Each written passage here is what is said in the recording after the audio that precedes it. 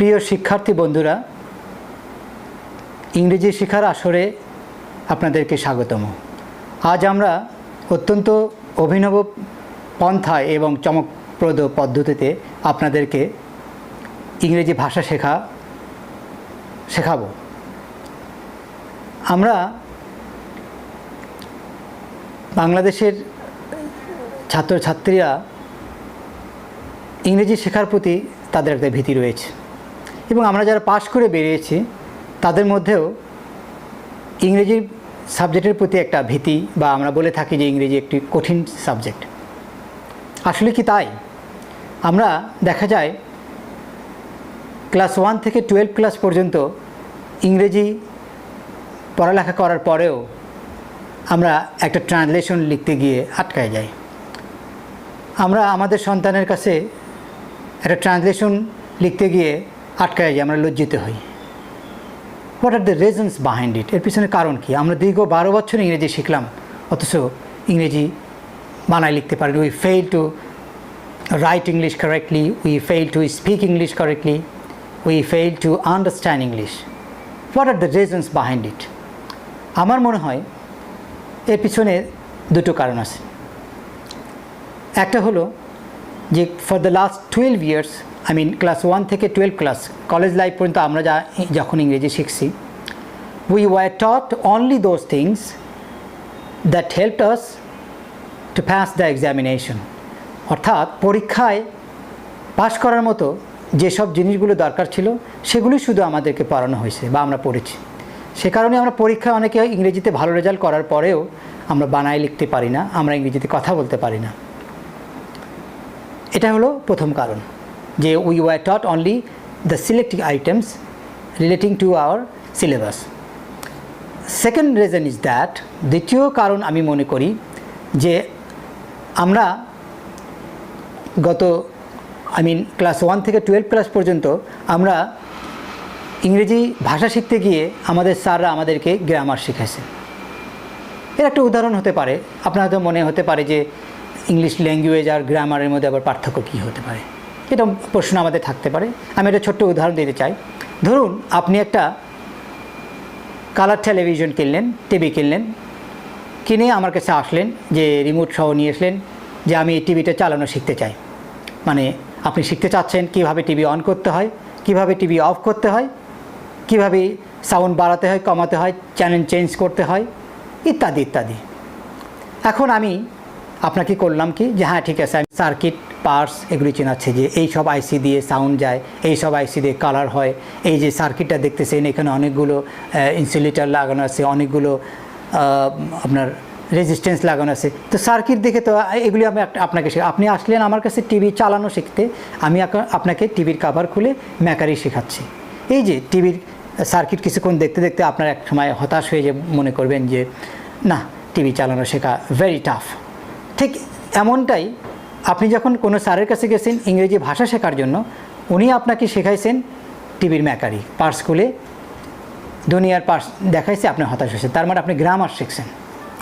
তো আমি আসলে আপনারা গত 12 বছর ইংরেজি শেখার পরেও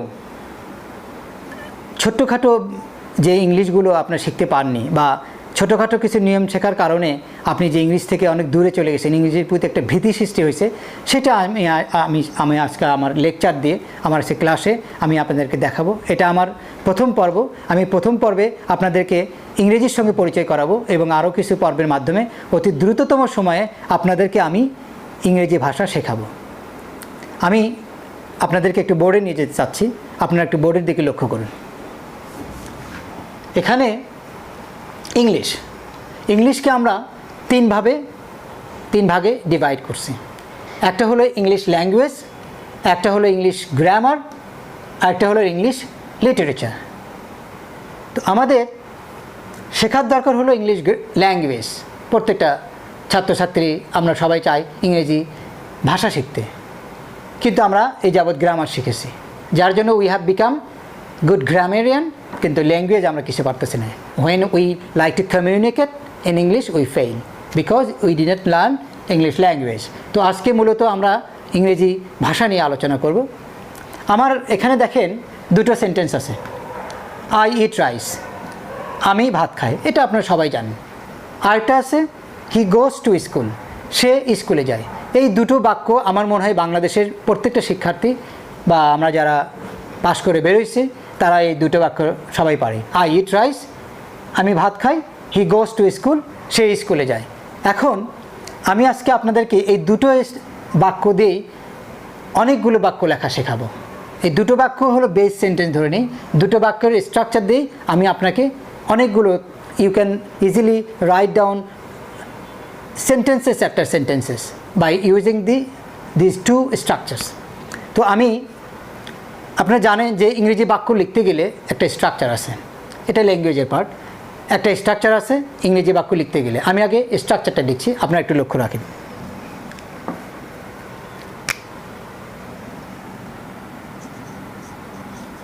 subject plus verb, subject plus verb plus object.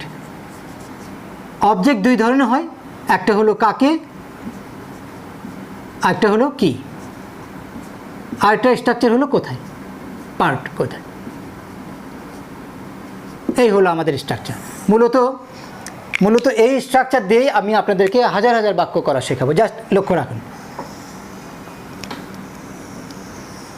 এই স্ট্রাকচার দিয়ে আপনাদেরকে আমি হাজার হাজার বাক্য লেখা শেখাবো। It's a kind of magic. আপনারা লক্ষ্য রাখেন, স্ট্রাকচার কি, সাবজেক্ট, তারপরে ভার্ব, তারপরে অবজেক্ট। অবজেক্ট দুই ধরনের হয়, একটা কাকে, একটা হলো কি, তারপরে কোথায়। এই একটা স্ট্রাকচার মনে রাখলে আপনি you can easily write down thousands of sentences.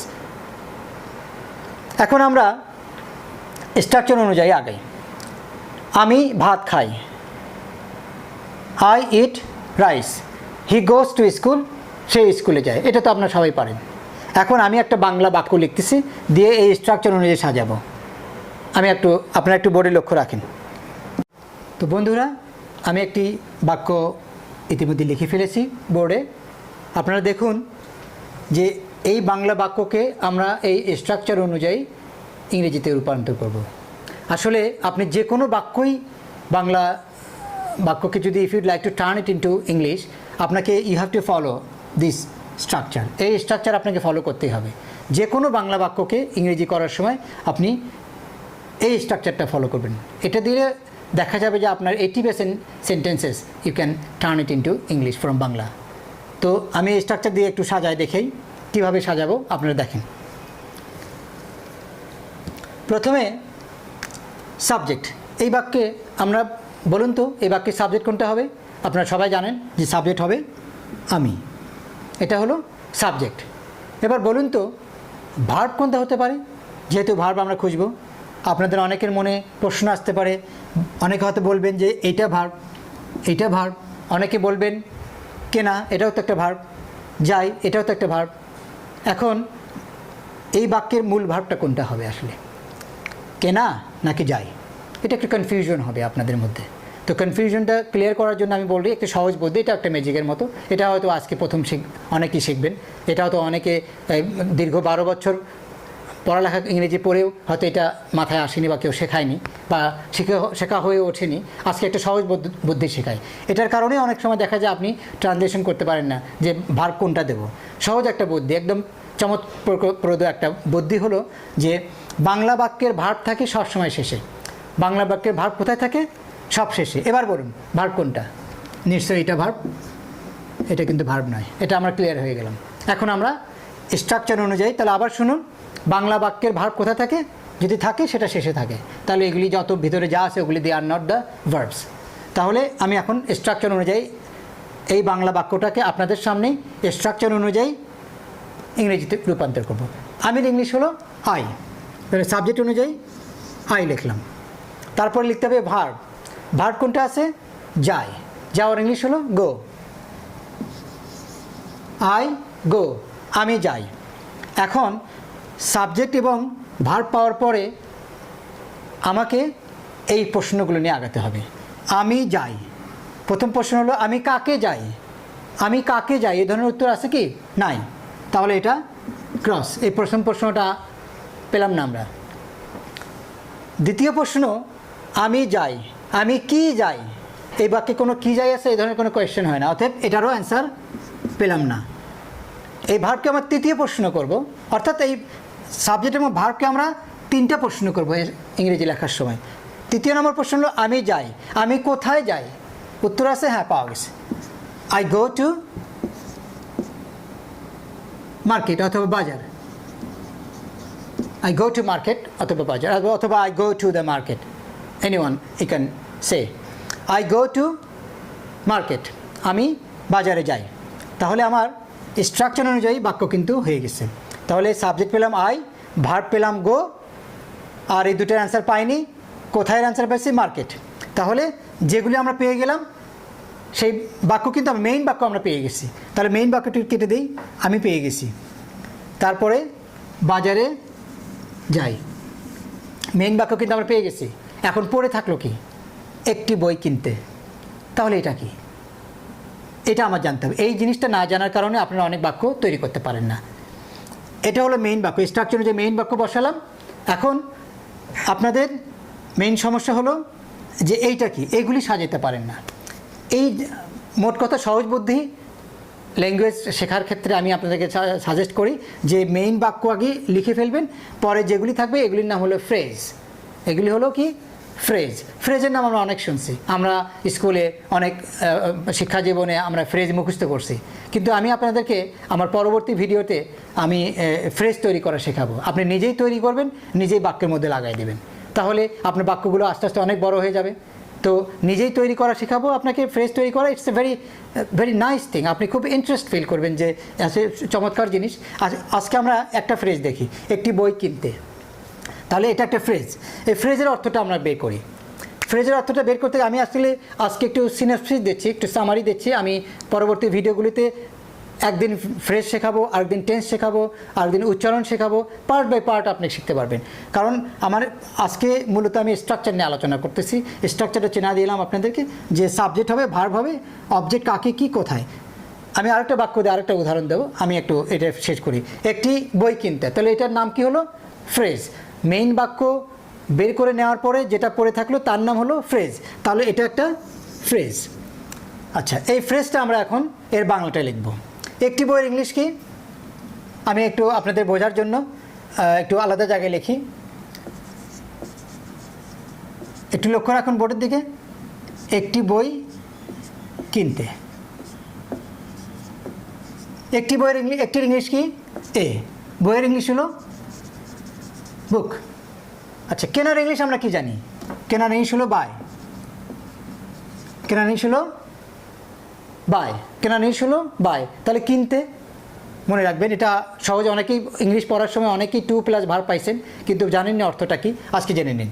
ভার্বের আগে যদি টু দেন, এই যে টু লাগালাম, ভার্বের আগে যদি টু লাগান তাহলে তার অর্থ হলো তে। তাহলে টু বাই মানে কিনতে। তাহলে আমি আপনি আরেকটু জিজ্ঞেস করি, গো মানে হলো যাওয়া, তাহলে টু গো মানে যেতে।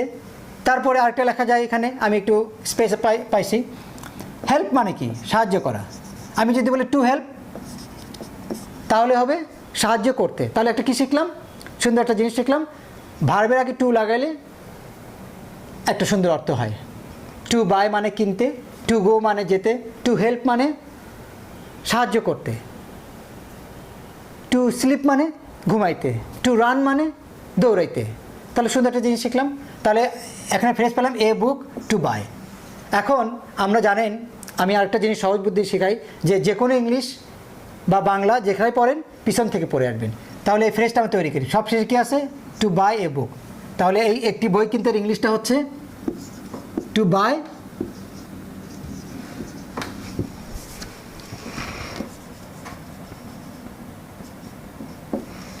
এ বুক। তাহলে একটি বই কিনতে ইংলিশ কী পেলাম আমরা? টু বাই এ বুক। তাহলে এই ফ্রেজটা অর্থ কী দেখলাম? টু বাই এ বুক, একটি বই কিনতে। এখন এই ফ্রেজটা আমি মেইন বাক্যের সঙ্গে লাগাই দেব। তাহলে কি হলো? I go to market to buy a book. I go to market to buy a book. আমি আরেকটা বাক্য লিখে আপনাদেরকে আরও সুন্দরভাবে স্ট্রাকচারটা উদাহরণ দিচ্ছি।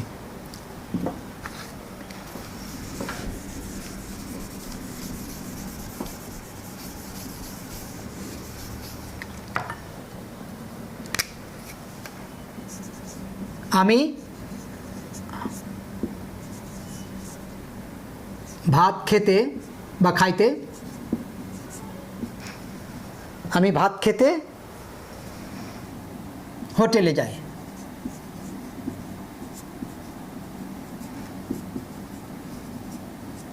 আমি ভাত খেতে হোটেলে যাই। এই ট্রান্সলেশনটা আমরা আবার অ্যাকর্ডিং টু স্ট্রাকচার আমি করব। আপনারা একটু করার চেষ্টা করেন। এখানে সাবজেক্ট কি আছে? যে কোনো ট্রান্সলেশন করে এই we have to follow this structure, এটা মাথায় রাখতে হবে। তাহলে সাবজেক্ট কি আছে? আমি। আমির ইংলিশ কি? আই। এবার ভার্ব। ভার্ব কোনটা বলুন তো? ভার্ব কোনটা? খাওয়া নাকি যাওয়া? কোনটা ভার্ব? একটু মনে করে দেখি পারেন কি না। হ্যাঁ, আমি একটু আগে বলছিলাম আপনাদেরকে যে ভার্ব হবে কোনটা? বাক্যের শেষে, বাংলা বাক্যের শেষে যেটা থাকে সেটাই সাধারণত ভার্ব। যদি ভার্ব থাকে বাংলা বাক্যের কোথায় থাকে? শেষে। যাই। তাহলে এখানে ভার্ব কি? খাওয়া না যাওয়া? ভার্ব এখানে হলো যাই, এটা হলো verb. This is not verb. তাহলে আমরা আবার লিখি। ভার্ব হবে কোনটা? গো।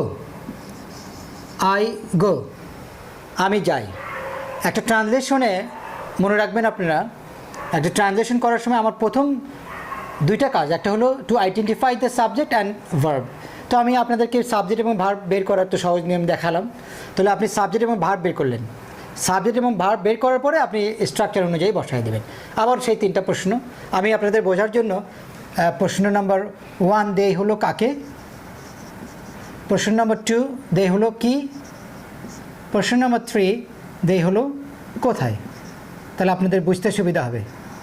হ্যাঁ, তাহলে আমি যাই, আমি কাকে যাই, এখানে কি উত্তর আছে? নাই, এটা আমরা পেলাম না। আমি যাই, আমি কি যাই, এখানে কোনো উত্তর নাই, এটাও পেলাম না। এখন প্রশ্ন করে 3 নাম্বার, আমি কোথায় যাই? হোটেলে, পাওয়া গেছে। তাহলে I go to the hotel. I go to the hotel. I go to the hotel.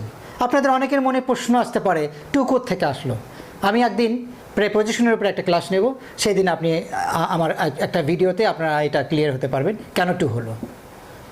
তাহলে I go to the hotel, আমি মেইন বাক্য পেয়ে গেছি স্ট্রাকচার অনুযায়ী। আপাতত আমি একটা ফুল স্টপ দিয়ে দিচ্ছি। তাহলে মেইন বাক্য কি? আমি ভাত খেতে হোটেলে যাই। এটা যদি আমি জিজ্ঞেস করি হুইচ ওয়ান, এই বাক্যের মধ্যে কোনটা হলো মেইন বাক্য, সেটা হলো আমি হোটেলে যাই, এটা হলো মেইন বাক্য। তাহলে I go to the hotel. আগের বাক্যের মতো আমরা আবার মেইন বাক্যটা মিশাই দিই। এটা পেয়ে গেছি, হোটেলে যাই। এখন পড়ে থাকলো কি? বাকি থাকলো কি? ভাত খেতে। তাহলে এর আগে আপনাদেরকে আমি বলেছিলাম যেটা মেইন বাক্য যাওয়ার পরে যেটা পড়ে থাকে সেটা বা সেগুলি হলো ফ্রেজ।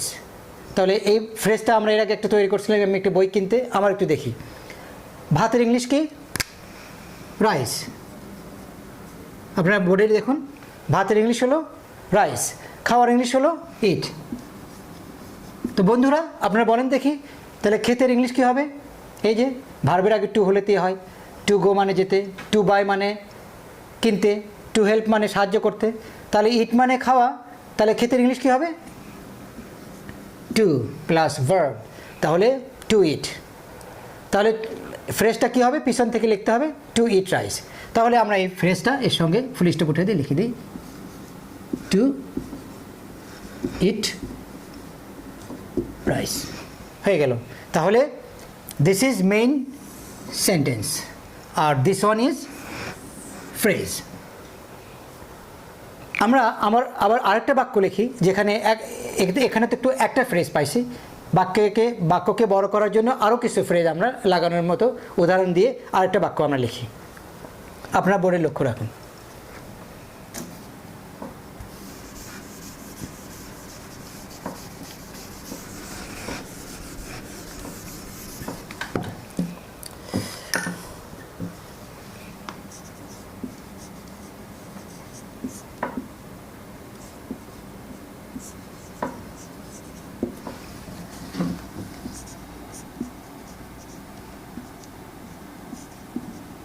আমি আমার বন্ধুদের সাথে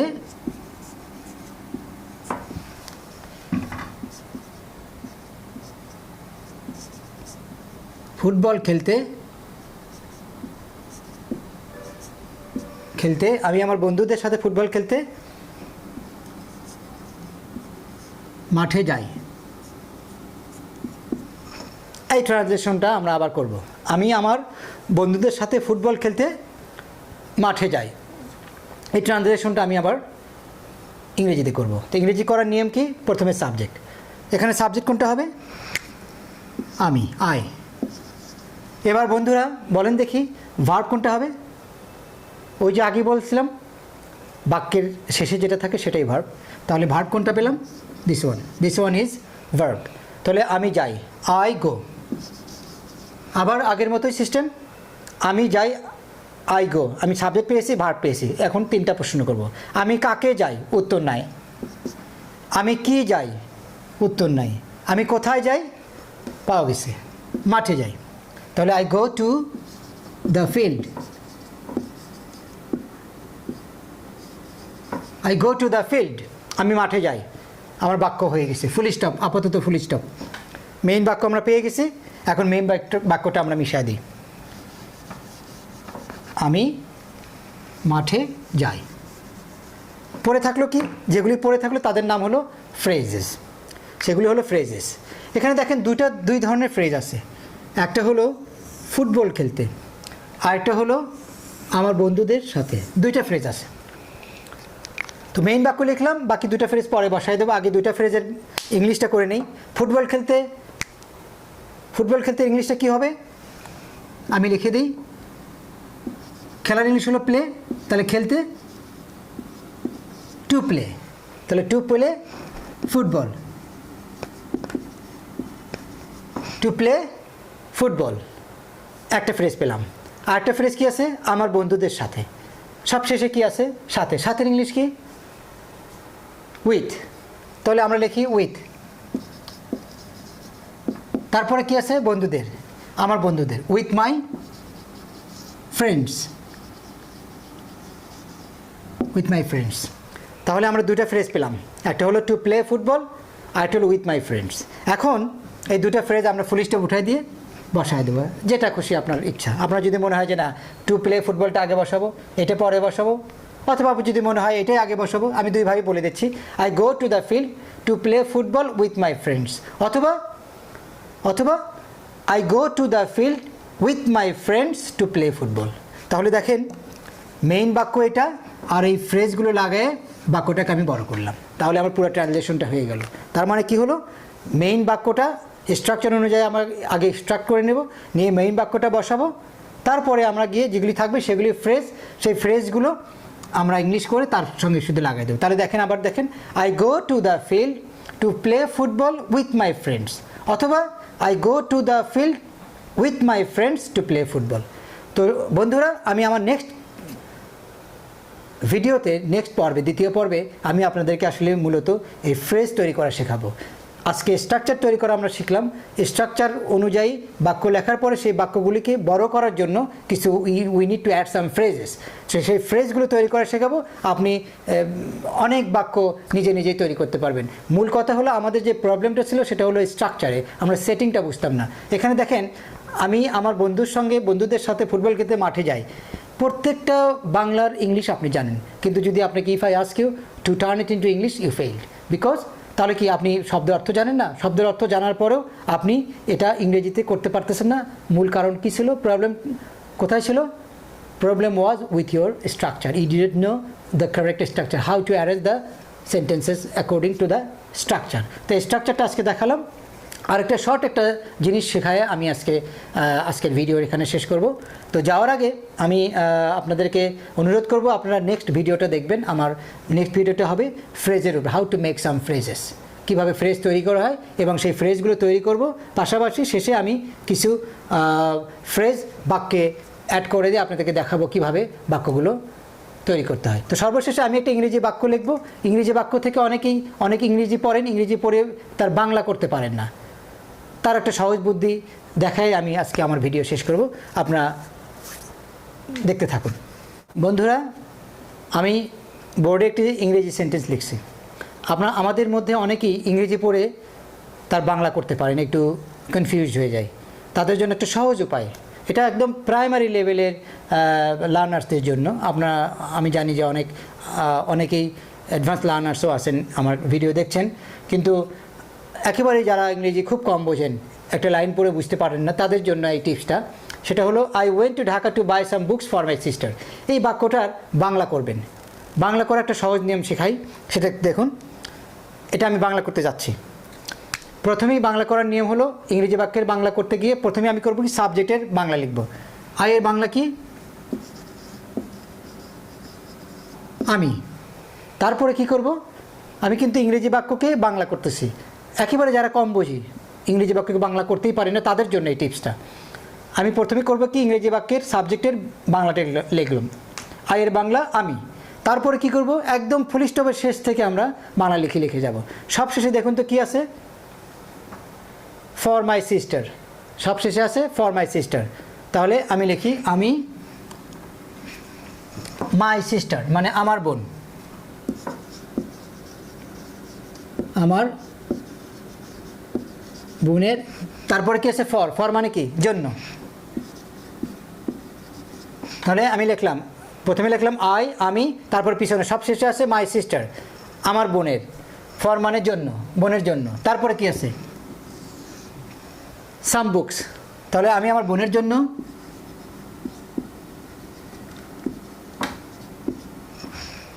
কিছু বই। তারপরে কি আছে, কিনতে, টু বাই। ভালো করে দেখেন, আমি লিখলাম আই, আমি, তারপরে পিছন থেকে লিখেছি সব শেষে আছে মাই সিস্টার, আমার বোন, জন্য, সাম বুকস কিছু বই। তারপর কি আছে, টু বাই কিনতে। তারপর কি আছে, ঢাকায়, ঢাকা বা ঢাকায়। সর্বশেষ আছে ওয়েন মানে গিয়েছিলাম। তাহলে আমি আমার বোনের জন্য কিছু বই কিনতে ঢাকায় বা ঢাকা।